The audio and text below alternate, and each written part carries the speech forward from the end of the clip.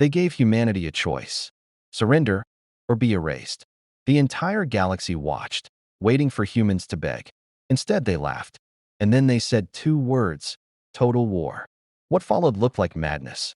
Civilian ships crashing into war fleets. Mining lasers cutting through battleships. Humans dying again and again. Everyone thought it was desperation. It wasn't. Because while the enemy was winning the battle, humanity was disappearing. 8 billion people gone. No survivors. No signals. Just silence. And then, 6 days later, they came back. Not to fight. Not to survive. But to make sure no one ever tried to erase them again. The Galactic Council chamber fell silent as the Crin Armada's transmission filled every screen. Admiral Kethron stood at the center of the circular platform, his obsidian scales gleaming under the harsh white lights. Behind him, tactical displays showed 300 warships in perfect formation, choking the space around humanity's home system. 72 hours, he announced, his voice carrying the weight of 1,000 conquered worlds. Surrender your system, your resources, your autonomy. Comply, or your species will be erased from galactic record. The threat carried absolute certainty.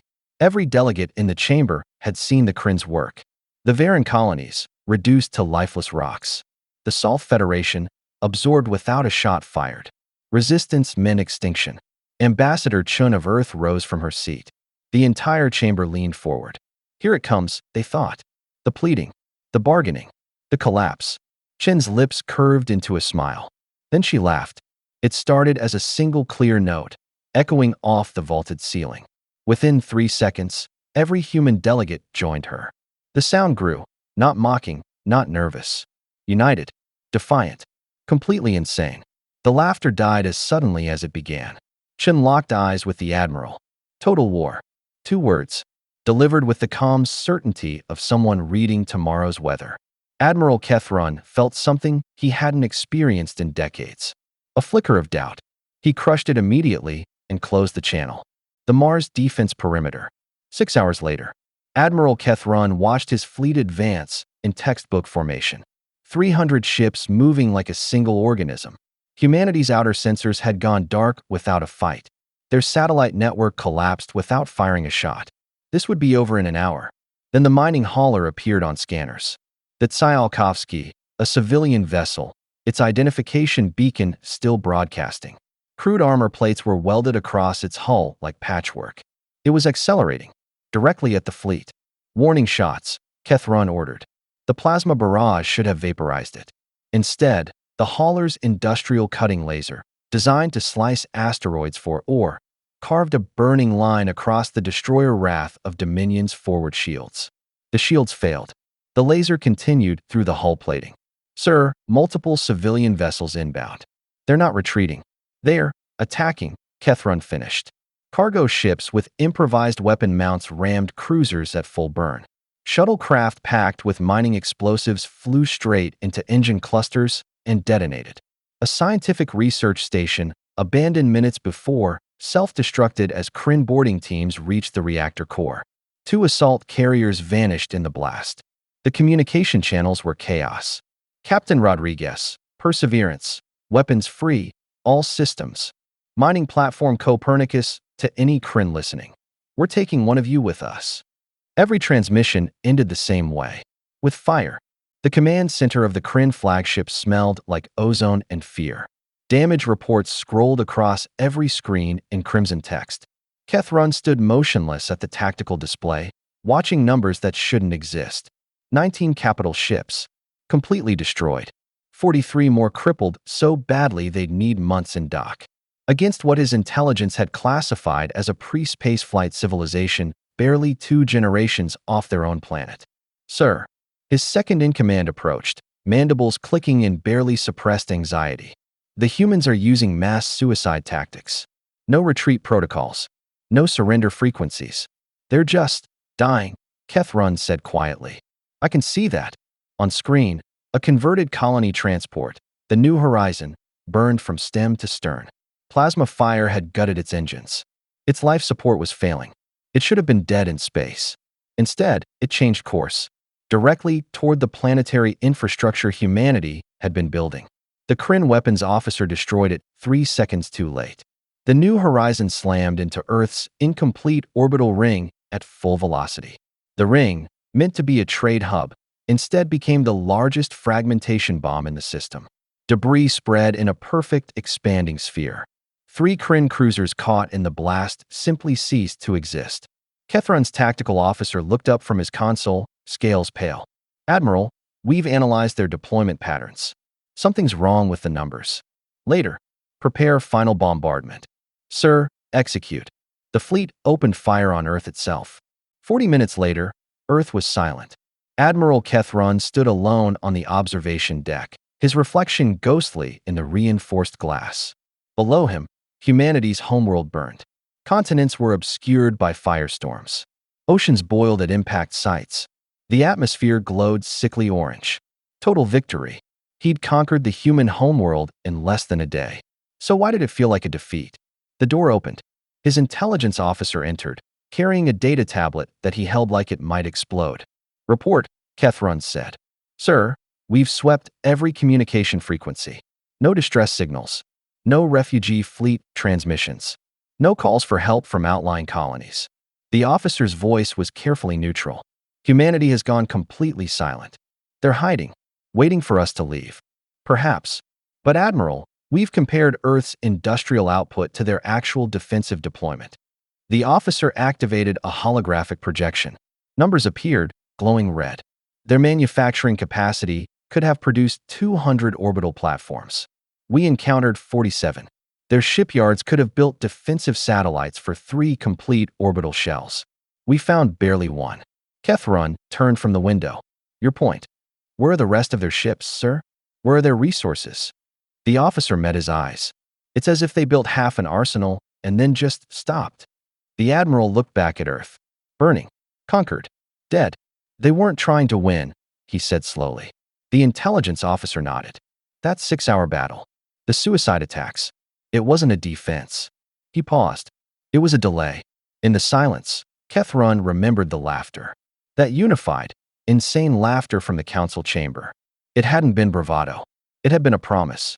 The Crin Empire's central intelligence facility, 3 days after Earth's fall. Analyst Vexthor had been staring at the same data streams for 72 hours straight. His eyes burned. His scales itched. But he couldn't stop looking. The numbers didn't lie. Numbers never lied.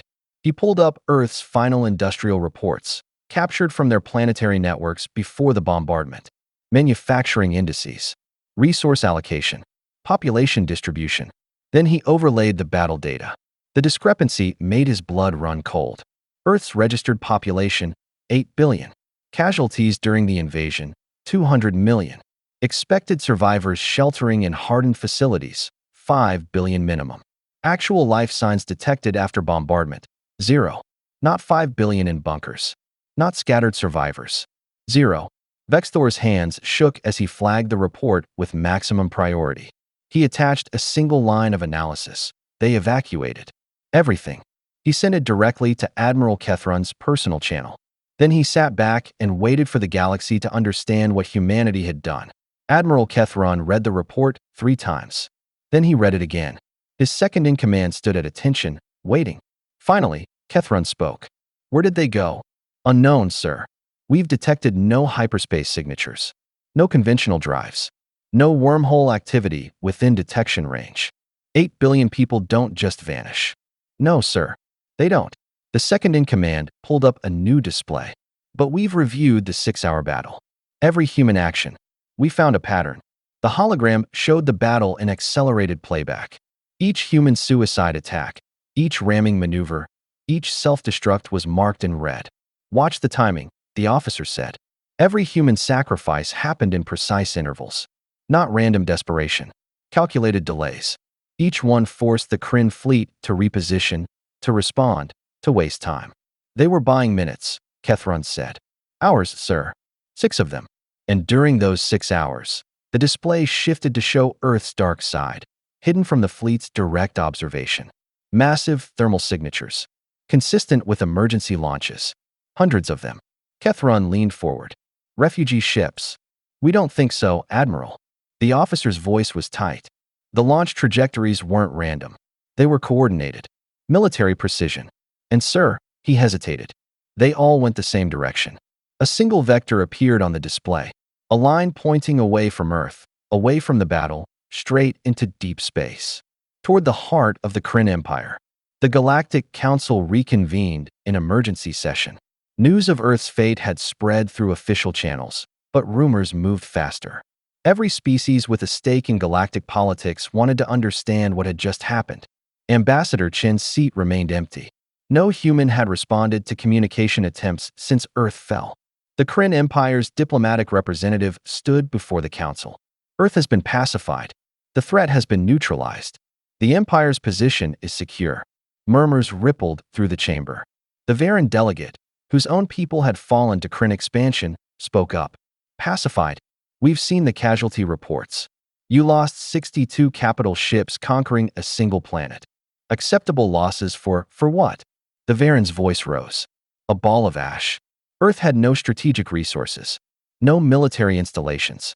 It was a single-world civilization barely capable of interstellar travel. And it cost you a third of your fleet. The Crin representative's scales darkened. The humans chose total war. We answered. Where are the humans now? Another delegate asked. Where are their colonies? Their fleets? Their survivors? Silence. The council's central display flickered. Every screen in the chamber went dark for 3 seconds. When they returned, a single message appeared in human script, translated into every known language. We paid the iron price. Now you will. The transmission source was untraceable. Crin Prime, the Empire's jewel, part of their civilization. The planet hung in space like a promise, gleaming cities visible from orbit, defense platforms in perfect formation, trade routes carrying wealth from 100 conquered systems. 8 billion Crin called it home. Fleet Admiral Kor then commanded the home defense network from the orbital fortress Eternal Dominion. His position was ceremonial. Nothing had threatened Crin Prime in 400 years. He was reviewing routine patrol reports when the long-range sensors detected something. Sir, we have multiple contacts. Edge of the system. Coming out of hyperspace. Kor then didn't bother looking up. Identification. Unknown. Signatures are strange. Not standard military vessels. Reading as civilian class drives. Mining equipment. Colony transports. That got his attention. How many? The sensor officer's voice went quiet. Still counting, sir. Current number, 218. 230. 259. They're still coming. Kor then stood. Show me. The main display activated. His breath caught. The human fleet had arrived. Not warships. Refugee vessels. Sleeper ships. Automated mining platforms. Converted colony transports. Everything that should have been running away from war instead dropping out of hyperspace in perfect military formation. And behind them, darkness. Hundreds of asteroid masses, accelerated to impossible speeds. Sir, they're not slowing down. They're not broadcasting. They're not. Sound the alarm. Kor then whispered. All of it. Everything. Now. The officer's hands flew across the console. Sir, the main fleet is still 6 days away. They're at the Earth system. We don't have. I know where the fleet is. Kor then's roar echoed through the command center. Send the distress signal. Tell them humanity is here. On screen, the human vessels continued their approach. Silent. Purposeful. Inexorable. No demands. No warnings. No mercy. Just the promise of reciprocity. The human fleet didn't attack immediately. That was somehow worse. Fleet Admiral Kor then watched them take positions around Crin Prime with the precision of a surgical team. The converted mining vessels deployed in a perfect sphere.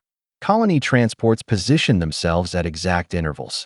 Sleeper ships, their hulls scarred from desperate launches, held station like they'd drilled this maneuver 1,000 times. Reading massive power buildup, his sensor officer reported. Those mining platforms, they're charging their industrial lasers. Target priority? Kor then asked. The officer checked his display twice. Sir, they're not targeting our military installations. Then what? The first mining laser fired. A sustained beam, designed to cut through solid asteroid rock, lanced down through Crin Prime's atmosphere. It struck the planetary shield generator network, the shield that protected the capital city of Kreshvar. The generator complex exploded in a bloom of white fire. 3 more lasers fired in sequence. 3 more shield generators vanished. They're systematically destroying our planetary defenses, the tactical officer said. They're opening the planet. Corthen's hands gripped the console. Launch all defensive squadrons. Intercept pattern Omega. Protect the communication console erupted with incoming transmissions. Not from his ships. From the planet below. This is Governor Thelsar. The capital shield is down. We need immediate medical district reporting. Shields failing. Civilian casualties mounting. Industrial Sector 5 is exposed. They're targeting our core. Then cut the feeds. He couldn't listen. Couldn't let the screams distract him. On screen, the human fleet adjusted positions with mechanical efficiency. No hesitation. No emotion. Just systematic destruction. This wasn't war. This was extermination. The Crin Defense Fleet launched from their orbital platforms. 300 fighters. 72 corvettes. 18 cruisers. Everything Crin Prime had. They met the human fleet at the orbital defense perimeter. The humans didn't even slow down. A converted colony ship, the Exodus Dawn, took direct fire from 6 Crin fighters. Its hull plating buckled. Atmosphere vented from a dozen breaches. It should have broken apart. Instead, it rotated on axis and released its cargo. Asteroids. Hundreds of them. Each one accelerated over weeks of travel to near-relativistic speeds. Each one guided by simple, dumbfire navigation systems that couldn't be jammed or hacked. They were just rocks. Primitive kinetic weapons. They tore through the Crin fighter screen like tissue paper. Evasive maneuvers. Corthen shouted. Too late. A 2-ton asteroid moving at 0.7 light speed hit the cruiser Dominance.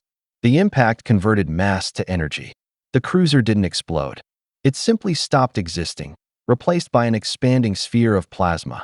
More asteroids followed. The Crin fleet scattered, formations breaking. The human ships advanced through the chaos. A mining platform, its hull covered in scorch marks, fired its laser at a Crin corvette. The corvette's shields held for 3 seconds. Then the laser burned through, slicing the ship cleanly in half. Corthen watched his defense fleet die in real time. Fall back to planetary orbit. Defensive pattern Delta. Protect the cities. His tactical officer looked up, scales pale. Sir, we've analyzed their attack vectors. They're not trying to conquer the planet. Then what are they doing? The officer's voice was barely a whisper. Exactly what we did to Earth. Inside the Eternal Dominion's command center, the distress signal finally received a response. Admiral Kethron's face appeared on the communication screen. He was still at Earth, 6 days away at maximum fleet speed. Report, he demanded. Corthen didn't know where to start. The humans are here. At Crin Prime. Their entire species, as far as we can tell. Kethron's expression didn't change, but his scales darkened. Fleet strength. No warships. Civilian vessels. Mining platforms. Colony transports. Over 400 craft. Corthen paused. They're armed with industrial equipment and kinetic weapons. Admiral, they're destroying our planetary defenses. Hold them. I'm bringing the fleet. Sir, you're 6 days out. We don't have. Then buy me 6 days. Kethron's voice was sharp. Use everything. Every ship. Every weapon. Do not let them reach the surface. The transmission cut. Corthen stood alone in the sudden silence. On the tactical display, another shield generator winked out of existence. The human fleet pressed closer. 6 days. He had to hold for 6 days. He looked at his forces. 43 ships remaining. Against 400. His communication officer spoke quietly. Sir, we're receiving a transmission. Human origin. On screen. A woman appeared. Human. Middle-aged, with burns across one side of her face. She wore a tattered colony administration uniform. Behind her, the interior of a ship's bridge, patched and repaired with visible welds. I am Catherine Rodriguez, she said. Her voice was calm. Empty. You killed my world. You killed my children. You killed my species' home. She leaned forward. Now you understand what total war means. The transmission ended. Corthen realized his hands were shaking. The human assault entered its 4th hour. Crin Prime's northern continent was exposed. Shields down. Defense platforms destroyed. The gleaming capital city of Kreshvar, home to 3 billion Crin, lay vulnerable beneath the stars. The humans didn't send down troops. Didn't demand surrender. Didn't broadcast terms. They just dropped rocks. Asteroids, precisely guided, fell through the atmosphere. They struck industrial centers, power generation facilities, orbital tether anchors, transportation hubs. Each impact was calculated for maximum infrastructure damage. Governor Thelsar's final transmission was chaos. They're targeting the tectonic weak points. They're trying to. The transmission cut as a 500-ton asteroid struck the continental plate boundary at 16 kilometers per second. The planet shuddered. Core then watched seismic data spike across every monitor. The asteroid hadn't just destroyed the impact zone. It had fractured the plate itself. Magma welled up from the mantle. The capital city, built on that plate, began to tear itself apart from geological forces. "This is impossible," his science officer whispered. "They've weaponized plate tectonics." Another asteroid fell. Then another, each one placed with geological precision. The humans had studied Crin Prime's structure. They knew exactly where to strike. They'd turned the planet itself into a weapon against its own inhabitants. Core then tried to form words, tried to give orders. But he could only watch as humanity showed the Crin Empire what true ruthlessness looked like. On the display, Kreshvar, jewel of the Empire, untouched for 1,000 years, collapsed into a spreading fissure of molten rock. The Galactic Council chamber was in chaos. News feeds from Crin Prime flooded every screen. Cities collapsing. Tectonic events spreading across 3 continents. Casualty estimates climbing into the billions. The Varan delegate stood, her voice cutting through the noise. "The humans are committing genocide. The council must intervene." Intervene. The Salth representative's laugh was bitter. With what? The Crin fleet is 6 days away. No one else has military assets in position. Then we send the peacekeeping force to stop a species that just destroyed the most powerful empire in the galaxy? The Salth shook his head. "No. We watch. We learn. And we pray we never give humanity a reason to notice us."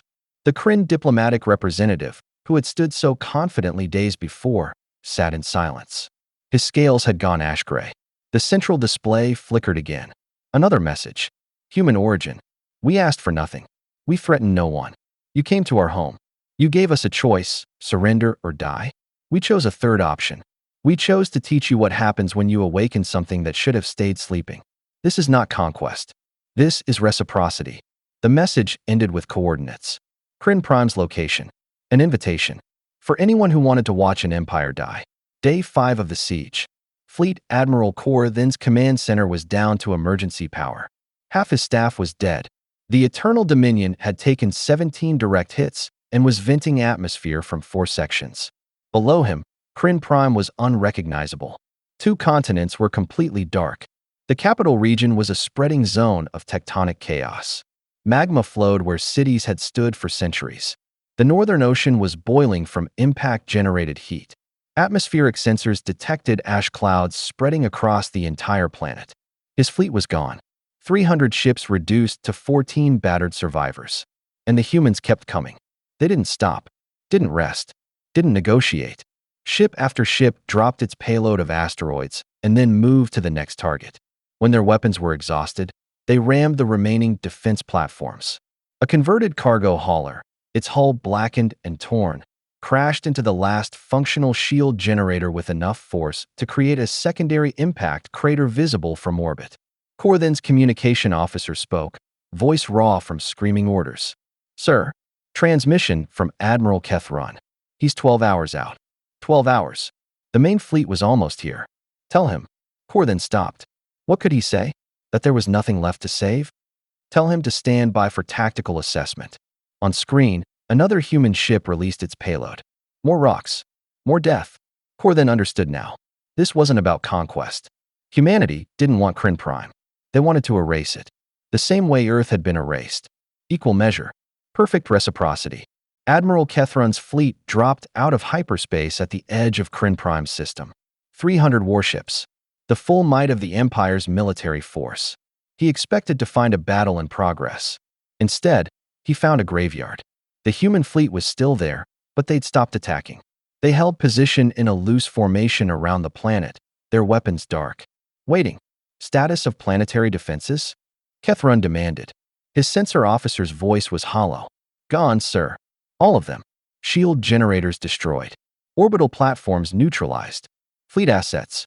Fleet Admiral Corps then reports 8 ships remaining operational. Casualties.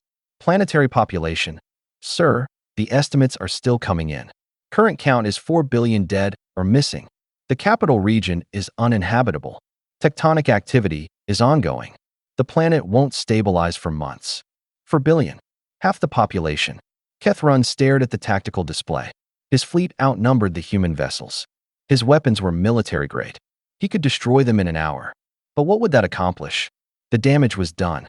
Crin Prime was broken. And if he attacked, would these humans just flee to another Crin colony? Another world? Would this cycle of destruction continue until both species were extinct? Sir, we're receiving a transmission. Human origin. Kethron straightened. On screen, the same woman appeared. Catherine Rodriguez. The burns on her face looked worse, infected. She looked like she hadn't slept in a week. But her eyes were steady. Admiral Kethron. We meet again. Her voice carried no triumph. Just exhaustion. Your fleet is impressive. You could probably destroy us. But we both know that doesn't matter anymore. Kethron said nothing. Waited. Rodriguez continued. We evacuated 8 billion people from Earth. Not to run away. To preserve our species long enough to do this. She gestured off-screen. 4 billion of your people are dead now. We could make it 8 billion. Match you exactly. Perfect symmetry. Then why haven't you? Kethron found his voice. Because we're not monsters. Rodriguez leaned forward. We're just done being victims. You came to our world thinking we were weak. That our mercy was cowardice. That our civilization made us soft. She paused. You taught us otherwise. And now the galaxy knows the truth. Behind her, another figure appeared. A younger human, male, wearing an engineering uniform. He handed Rodriguez a data tablet. We're transmitting our terms to your flagship, Rodriguez said. They're non-negotiable. The data appeared on Kethron's screen. He read it twice, certain he was misunderstanding. Complete withdrawal from all contested systems. Immediate cessation of expansion. Reparations paid to all species under Crin occupation. Dissolution of the Armada. Reduction of military forces to defensive-only capabilities. These terms are exactly what you would have demanded from us, Rodriguez interrupted, if we'd surrendered at Earth. The only difference is, we're letting you keep your homeworld. What's left of it? Kethron's hands tightened on the console. The Empire will never. The Empire is over, Admiral. Rodriguez's voice was flat. Final. Look at your planet. Look at your fleet. You spent 62 ships taking Earth. We spent 400 breaking your home. You have 300 ships left. We still have 8 billion people who remember what you did. Do the math. The transmission screen split. The other half showed the Galactic Council chamber. Every species watching. Every delegate witnessing this moment. The transfer of power. The end of an empire. The birth of a new galactic order. You have 1 hour to respond, Rodriguez said. Choose wisely. The transmission ended. 53 minutes later, Admiral Kethron transmitted the Crin Empire's unconditional surrender. Not just to humanity, to the entire Galactic Council. Broadcast on every frequency, in every language, so that there could be no doubt. No misunderstanding. The Crin Empire accepted humanity's terms in full. The words tasted like ash in his mouth. But he spoke them clearly. Let the galaxy hear. Let them know what happened when you pushed a species to the brink and assumed they would break. Some species broke outward. On the bridge of the Perseverance, Catherine Rodriguez watched the surrender transmission with dry eyes. She'd cried all her tears over Earth. Over her daughters, who died in the bombardment. Over her husband, who'd piloted a mining ship into a Crin cruiser. Now there was only the work. Send the recall signal, she ordered. All ships, begin recovery operations. Humanitarian aid protocols for Crin Prime. Medical supplies, shelter materials, food. Her second-in-command looked shocked. Captain, after what they did, we showed them the cost, Rodriguez said quietly. Now we show them the difference between their empire and our civilization. We're not here to rule them. We're here to make sure they never do this to anyone else. She stood, looking at the view screen. Crin Prime turned slowly below, wounded but alive. Behind it, the human fleet began to disperse. Some ships moved toward the planet, carrying aid. Others set course for the outer colonies, to begin the long process of rebuilding. And somewhere out there, 8 billion humans were waking from stasis, learning that the war was over, that they'd won. that they had a future. Rodriguez touched the burned side of her face. The scar would never heal completely. Good. She wanted to remember. Wanted the galaxy to see and understand. Humanity had paid the iron price, and the bill was now due for anyone who threatened them again. 3 months later, Galactic Council Chambers. The human delegation entered for the first time since Earth's fall. Catherine Rodriguez walked at the front, her scar visible to every delegate. Behind her, representatives of the 8 billion survivors. The chamber was silent.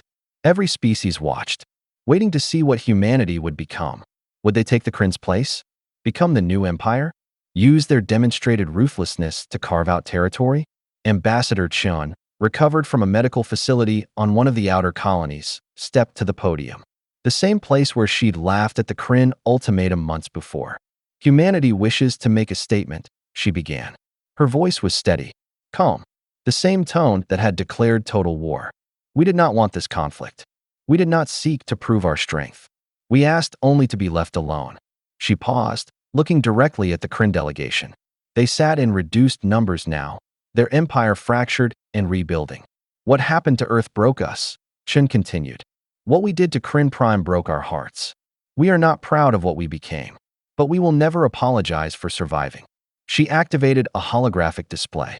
It showed reconstruction data, human-aid ships at Crin Prime, medical teams, engineering crews helping stabilize tectonic damage. We propose a new law, Chen said, enforced by every species in this council. Wars of extermination are prohibited. Attacks on civilian populations are prohibited. Any species that violates these laws will face unified response. The Varan delegate spoke up. And if a species refuses? How do you enforce such a law? Chen's expression didn't change. We show them what happened when one species underestimated humanity's capacity for reciprocity. We show them Earth. We show them Crin Prime. And we let them choose. The vote was unanimous. The age of Galactic Empire was over. A new age had begun. One where mercy was backed by proven strength. Where peace was maintained not by weakness, but by the certain knowledge of what happened when it was broken. Humanity had taught the galaxy to fear them. Now they would teach it to trust them. The harder lesson, Rodriguez thought, watching from the gallery, but the one worth learning.